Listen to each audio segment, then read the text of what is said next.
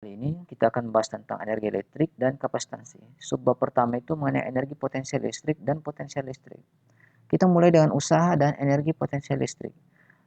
Mula-mula itu saya berikan dulu ya sebuah contoh. Ada dua buah plat, satunya bermuatan positif dan satunya bermuatan negatif. Kita anggap bahwa di antara plat ini, kuat medan listriknya itu konstan, tidak berubah. Karena seperti yang kita ketahui ya pada pembahasan pekan lalu, bahwa kuat medan listrik sama dengan K dikali Q dibagi R pangkat 2. Apa artinya? Semakin jauh dari plat positif, maka kuat medan energi listriknya akan semakin lemah. Tapi untuk kasus ini, itu kita anggap dia konstan. Itu masuk akal ya, karena apabila kita buat jarak antara plat positif dan negatif ini sangat kecil, maka cobalah di sini. Kita tahu kalau konstanta Coulomb itu besarnya sama dengan 8,987 kali 10 pangkat 9. Sementara muatan positif di sini besarnya 1,602 kali 10 pangkat minus 19 per R pangkat 2. Jadi lihat di sini ya. Minus 19 dikali 10 pangkat 9 itu sama dengan 10 pangkat minus 10. Kemudian jika misalkan R-nya itu ordenya 10 pangkat minus sekian meter, maka perubahan medan listrik pada jarak yang kecil itu sangat tidak terasa, tidak terlalu signifikan perubahannya karena ordenya sangat kecil.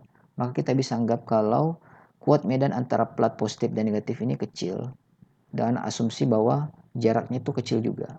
Sekarang kita taruh di sini muatan positif, satu muatan positif. Jadi mulai-mulai tidak bergerak ya, diam. Karena pengaruh medan listrik, maka muatan listrik ini akan mendapatkan gaya dorong ke sebelah kanan. Jadi perhatikan arah medan listriknya, dia ke arah kanan, sumbu X positif. Maka F yang didapatkan oleh muatan tersebut sama dengan Q dikalikan dengan E. E pada sumbu X ya.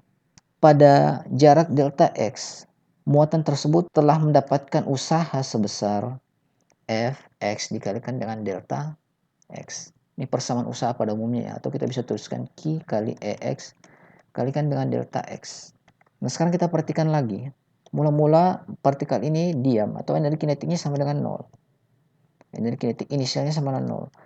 Kemudian pada titik X sama dengan F, sebut saja EKF, EK final, energi kinetik final.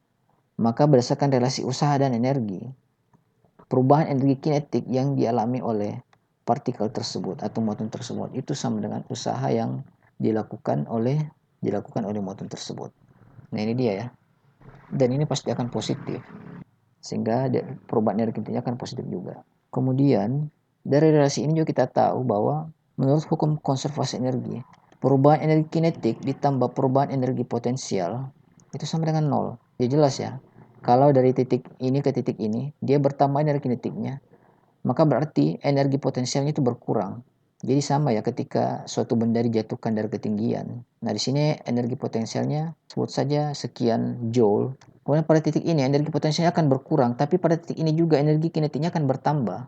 Perubahan energi potensialnya ditambah perubahan energi kinetiknya itu sama dengan 0. Jadi sama seperti partikel atau sama seperti muatan yang kita bicarakan ini ya. Sehingga kita dapatkan relasi kalau perubahan energi kinetik itu sama dengan negatif perubahan energi potensial. Dan kita juga bisa tuliskan bahwa perubahan energi potensial yang dialami oleh muatan tersebut sama dengan negatif dari usaha yang dialami oleh muatan tersebut. Nah inilah dia relasi energi potensial dan energi kinetik yang dimiliki oleh suatu muatan dengan medan listrik yang mempengaruhinya. Kemudian kita lanjut ke konsep beda potensial listrik disimbolkan dengan delta V itu sama dengan perubahan energi potensialnya dibagi dengan muatan. Nah, apa maksudnya? Ya, sekarang kita lihat persamaan yang tadi ya. Ini gampang saja. Kalau misalkan ditanyakan berapakah beda potensial listrik antara titik X, F, dan XI, nah kita masukkan rumus ini.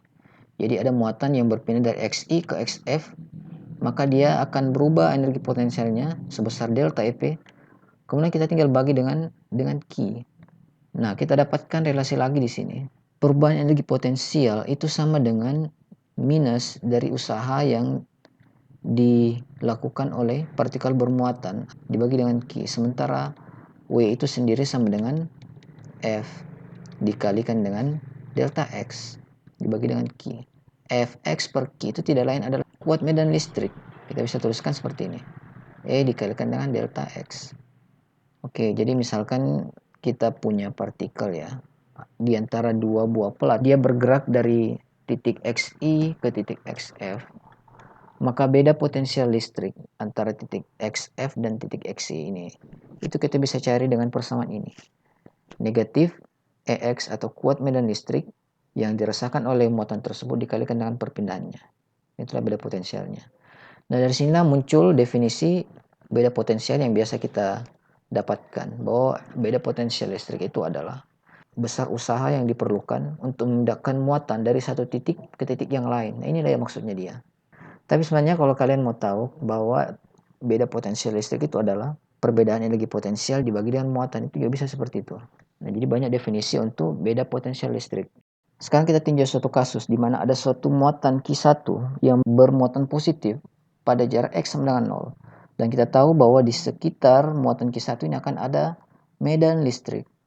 Dan medan listrik pada jarak X sama dengan T hingga itu sama dengan 0. Karena sesuai dengan persamaan ini ya. E sama dengan K dikali Q dibagi dengan R pangkat 2. Semakin besar R-nya, E-nya semakin kecil. Dan pada jarak X T hingga E-nya itu akan sama dengan 0. Kemudian ada lagi suatu muatan pada jarak S sama T hingga sebut saja Q2.